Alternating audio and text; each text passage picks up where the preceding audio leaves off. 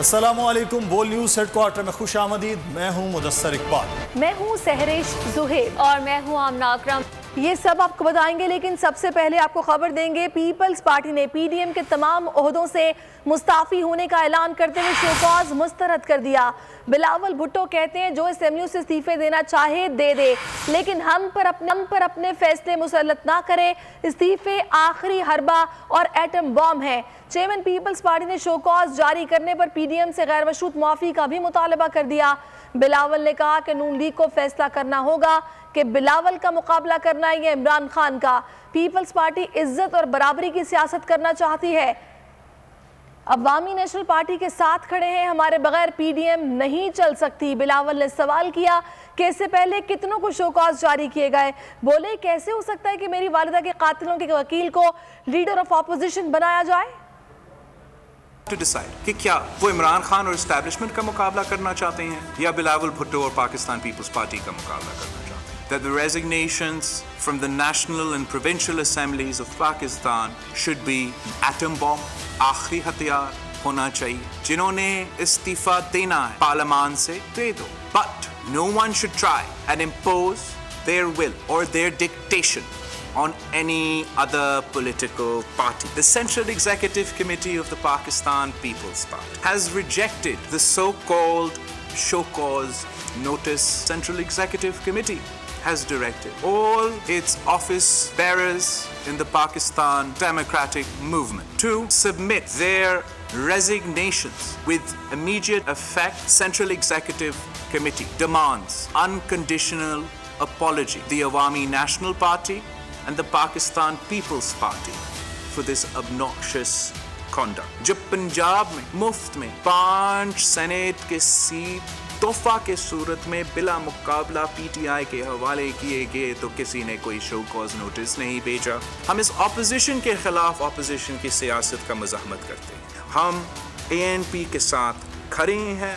जो भी फैसले लेंगे सिला मशवरा के साथ लिया जाएंगे। जो भी सियासत है इज़्ज़त और बराबरी के सलूक के साथ किया जाता है, ना सिर्फ इत्तेहादियों के दरमियान में भी लेकिन जमातों के अंदर में भी। और इस पे हम कॉम्प्रोमाइज़ नहीं कर सकते हैं। अगर शो कॉज नोटिस वापस होना चाहिए तो सेनेट में ऑपोजिशन लीडर का ओहदा भी छोड़ना चाहिए। नून लीग के रहनुमा राना सनाउल्लाह ने वाज़ेह कर दिया। लाहौर में प्रेस कॉन्फ्रेंस करते हुए कहा चेयरमैन सेनेट सादिक संजरानी के खिलाफ तहरीक अदम एतमाद लाते हैं तो कोई झगड़ा नहीं, बहाना बनाकर शो कॉज नोटिस फाड़ दिया गया। पीपल्स पार्टी का ये अमल गैर जमहूरी है। ये मामला जो बिगड़ा है ये लीडर ऑफ दी अपोजिशन के इंतखाब में हुकूमती इत्तेहाद के वोटों को हासिल करने से बिगड़ा है। वो गलत बात है। मैं समझता हूँ कि अब भी पीपल्स पार्टी को चाहिए कि वो इस बात को या तो वापस ले और पीडीएम के सामने जो है ये बात ला के रखे और पीडीएम से फैसला करवाए, या फिर अगर 30 वोट अपोजिशन के उनके पास हैं और बाप के जो लोग हैं वो अगर वाकई अपोजिशन का हिस्सा बन गए हैं तो फिर सुबह ही तहरीक अदम एतमाद संजरानी साहब के खिलाफ दायर करें। वो लोग जो संजरानी के वोटर थे, जो 48 वोट संजरानी साहब को मिले, वो लीडर ऑफ दी अपोजिशन में अपना किरदार अदा नहीं कर सकते। मैं समझता हूँ कि इस्तीफों वाला मामला या लॉन्ग मार्च वाला मामला कतन इम्पोज नहीं किया जा सकता था। जेयूआई रहनुमा मौलाना अब्दुल गफूर हैदरी ने शो कॉज पर पीपल्स पार्टी का एतराज़ मुस्तरद कर दिया। कहते हैं शो कॉज नोटिस कोई तलवार नहीं, शिकायत पर जवाब तलबी थी। पीडीएम तहरीक है, तहरीक में जमातें आती जाती रहती हैं।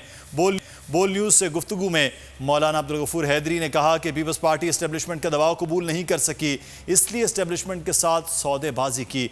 जब तक अपोजिशन लीडरशिप से इस्तीफ़ा और शर्मिंदगी का इजहार करते हुए माफ़ी नहीं मांगते पीपल्स पार्टी का पीडीएम में आना मुश्किल है। एक तहरीक है, तहरीक में जमातें शामिल भी होती हैं, तहरीक से जमातें चली भी जाती हैं। पीपल्स पार्टी भी तहरीक का हिस्सा थी, लेकिन वो दबाव कबूल नहीं कर सकी इस्टेब्लिशमेंट की, इसलिए उन्होंने इस्टेब्लिशमेंट के साथ सौदाबाजी की। देखिए, शोकाज नोटिस कोई तलवार नहीं होता। शोकाज नोटिस एक जवाब तलबी होती है कि भाई आपने तयशुदा फैसले की खिलाफ वर्जी क्यों की।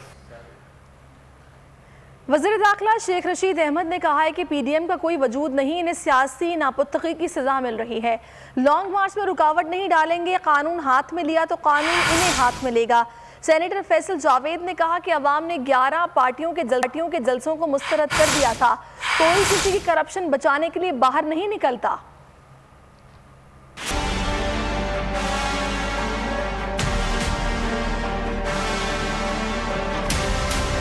पीडीएम का कोई वजूद नहीं, ईद के बाद बाहर आए तो देख लेंगे। वज़ीर दाखिला शेख रशीद अहमद ने वाज़ेह कर दिया। पोल न्यूज से गुफ्तगू में शेख रशीद बोले, पीडीएम को सियासी नापुख्तगी की सजा मिल रही है, पहले ही कह दिया था पीडीएम वाले खला में लटकेंगे। ये सारी कमकली की और सियासी नापुख्तगी की बातें हैं जिसका उनको सजा मिल रही है। पीडीएम नाम का कोई वजूद नहीं है। ईद के बाद जब ये कुछ करेंगे और जब बाहर आएंगे और देखेंगे, मैं तो बहुत पहले से कह रहा हूँ कि ये ना इनके हाथ आसमान पे लगेंगे ना पाँव जमीन पे लगेंगे, खला में लटकेंगे। पीटीआई सेनेटर फैसल जावेद ने कहा, अवाम ने 11 पार्टियों के जलसों को मुस्तरद कर दिया था, कोई किसी की करप्शन बचाने के लिए बाहर नहीं निकलता। देखिए, पीडीएम तो जब बनी थी उसी वक्त इन्होंने एक ट्राई की 11 पार्टियों ने मिलके अवामी जलसे करने की, तो अवाम 11 पार्टियों के मिलके जलसे में नहीं निकले और उन्होंने इनको मुस्तरद कर दी। इमरान खान साहब बिल्कुल ठीक कहते थे कि कोई किसी की करप्शन बचाने के लिए तो बाहर नहीं निकलता, करप्शन के खिलाफ लोग बाहर निकलते हैं और उसका अमली मुजाहरा इमरान खान साहब ने रिकॉर्ड पाकिस्तान की तारीख के बड़े जलसे करके दिखाए और पब्लिक को बाहर निकाला। फैसल जावेद का कहना था, इमरान खान ने बड़े जलसे करके दिखाए, करप्शन के खिलाफ पब्लिक को बाहर निकाला। नायब सदर मुस्लिम लीग नून मरियम नवाज ने कहा है कि शो कॉज नोटिस पर पीपी के रद्द अमल का फैसला फजलुर रहमान पर छोड़ते हैं। शो कॉज नोटिस देने का फैसला पीडीएम का था, किसी एक जमात का नहीं। नून लीग की फतह दस्ता की फतह नहीं, बड़ी तब्दीली का पेश खैमा है। जिसकी ताकत खत्म करने का वो दावा करते थे, उसने लंदन में बैठकर उन्हें शिकस्त दी। मीडिया से बात करते हुए मरियम नवाज ने कहा, ना पॉलिटिकल इंजीनियरिंग का इदारा है। उन्होंने कहा कि हुकूमत मुझे लॉन्ग मार्च के दिन गिरफ्तार करना चाहती थी।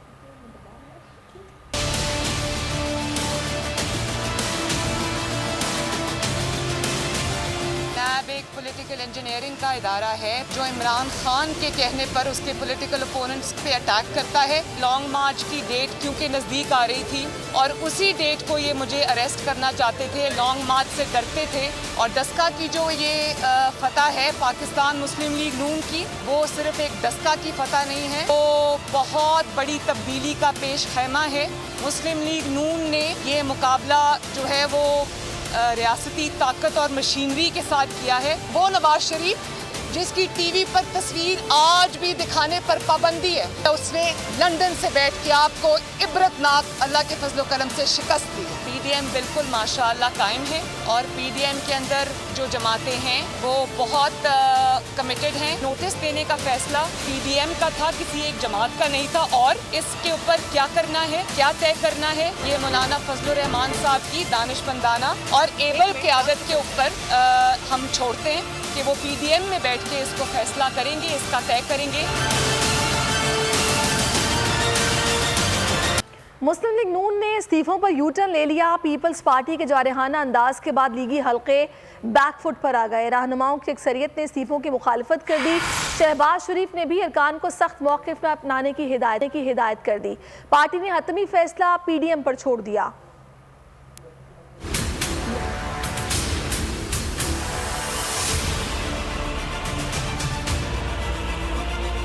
पीपल्स पार्टी का जारहाना अंदाज, नून लीग बैकफुट पर आ गई। इस्तीफों की सबसे बड़ी हामी जमात ने बड़ा यू टर्न ले लिया।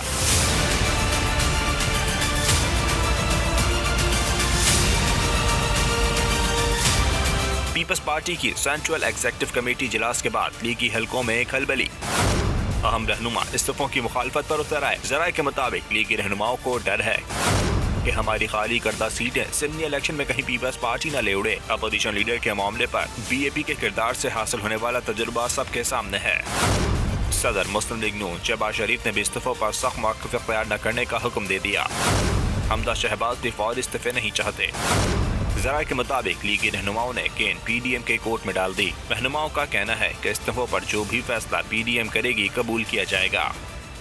10 का ज़िमनी इलेक्शन में शिकस्त पर पाकिस्तान तहरीक इंसाफ ने हक़ाइक़ जानने का फैसला कर लिया। ज़िमनी इंतखाब की जामी रिपोर्ट मुरतब की जाएगी। सेनेटर एजाज चौधरी रिपोर्ट तैयार करेंगे। 19 फरवरी और 10 अप्रैल के इंतखाब का मुवाजना किया जाएगा।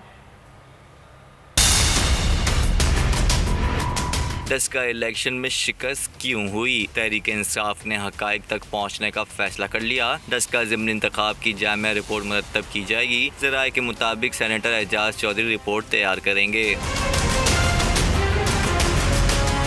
एजाज चौधरी ने वज़ीर आज़म से रिपोर्ट के लिए 2 रोज़ मांग लिए। इलेक्शन कमीशन के मुबैना जानिबदाराना किरदार, मुदाखलत और किन किन पोलिंग स्टेशन पर क्या बेकायदगियाँ हुई रिपोर्ट का हिस्सा बनाया जाएगा। 19 फरवरी और 10 अप्रैल के इंतखाब का मुवाजना भी किया जाएगा। तहरीक इंसाफ इलेक्शन हारी या शिकस्त दिलवाई गई रिपोर्ट में वाज़े किया जाएगा। मुश्तरका मफादात कौंसिल के इजलास के बाद वफाकी वजीर असद उमर की प्रेस कॉन्फ्रेंस। कहा, मुश्तरका मफादात कौंसिल में अक्सरियत राय से 2017 की मरदमशुमारी के नताइज की मंजूरी दे दी गई। फैसला किया गया कि आइंदा मरदमशुमारी के लिए 10 साल का इंतजार करने की बजाय इस पर फौरी काम शुरू किया जाएगा। अक्टूबर में नई मरदमशुमारी शुरू कर दी जाएगी। 2023 में आम इंतखाबात से पहले मरदमशुमारी मुकम्मल कर ली जाएगी। आज मुश्तरका मफादात की काउंसिल में अक्सरियत राय से ये फ़ैसला किया गया कि हम इस मरदमशुमारी के जो नताइज हैं उसको अप्रूव करते हैं, उसकी मंजूरी देते हैं। और साथ ही साथ ये फ़ैसला किया गया कि अगली मरदमशुमारी जो होनी है, अगला जो सेंसस होना है, उसमें 10 साल का आगे इंतज़ार करने की ज़रूरत नहीं है, क्योंकि सवालिया निशान इसके ऊपर थे। और उसके अलावा भी 1998 के बाद 2008 में हो जाना चाहिए था मरदमशुमारी, वो 2017 में जाके हुई। इसलिए इंतज़ार नहीं करना है और फौरी बुनियाद के ऊपर अगली मरदमशुमारी करानी है। तो आप सितंबर के आखिर या अक्टूबर के महीने के अंदर ये नया सर्वे, अगला सर्वे जो है इसी साल में शुरू हो जाएगा।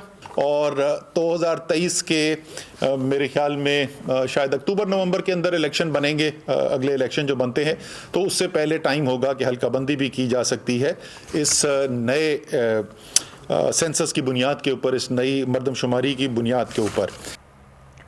मरदमशुमारी के नताइज की मंजूरी पर तर्जुमान सिंध हुकूमत मुर्तज़ा वहाब का ट्वीट लिखा। वज़ीर आला सिंध की जानिब से तहफ़्फ़ुज़ात ज़ाहिर किए जाने के बावजूद CCCI ने मरदमशुमारी के नताइज की मंजूरी दे दी है। वज़ीर आला सिंध ने CCCI के नज़रिए से इत्तफ़ाक़ नहीं किया है, इख्तिलाफ़ी नोट पेश किया है। सिंध हुकूमत आइन के आर्टिकल 154(7) की पैरवी में इस मामले को पार्लियामेंट में ले जाएगी।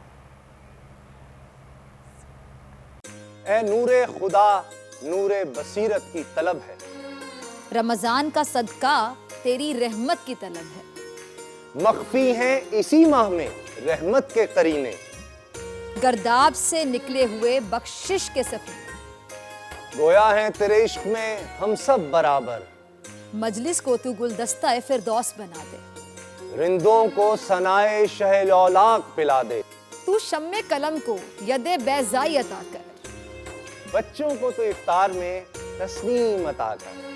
रमजान मुबारक की खुसूसी नशरियात रमजान में बोल, सिर्फ बोल एंटरटेनमेंट पर। रमजान में बोल।